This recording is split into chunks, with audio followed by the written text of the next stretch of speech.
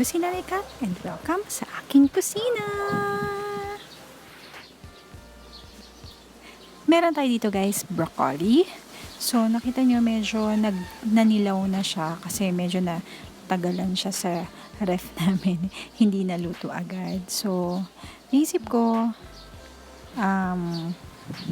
gawa natin siya ng recipe na hindi katulad nung ordinaryo na lagi lang natin siyang stir-fry, ganun. So, tara, samahan niyo na ako guys. Umpisahan na natin. So, kinat ko lang siya guys ng maliliit. Then, ang gagawin natin sa kanya, i-steam muna natin siya. So, nagpakulo na ako kanina ng water. Steam lang natin siya. And after that, i-chop natin siya ng maliliit.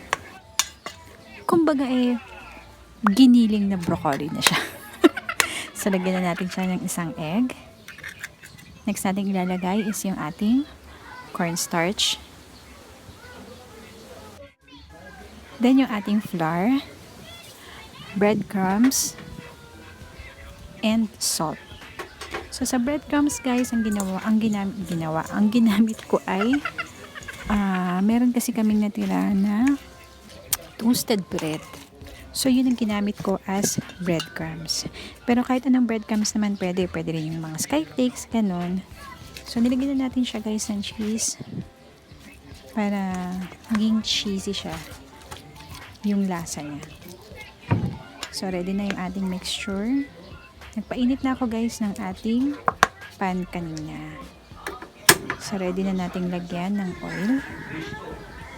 Hayaan lang natin itong uminit bago natin ilagay yung ating broccoli. So, gagamit ako guys ng measuring cup. 1/3 cup yung aking ginamit para pantay-pantay yung laki ng ating broccoli.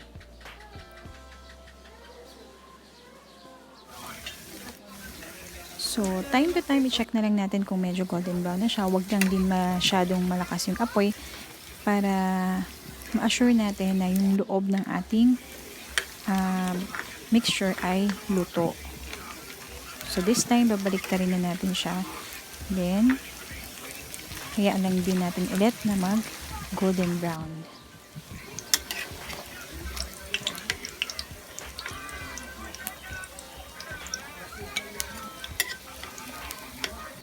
So, ready na. Ito na yung ating broccoli fritters. Yan. Yung sauce natin guys, yung dipping sauce natin guys, ilalagay ko na lang sa description down below para malaman nyo din kung paano ko ginawa yung ating dipping sauce.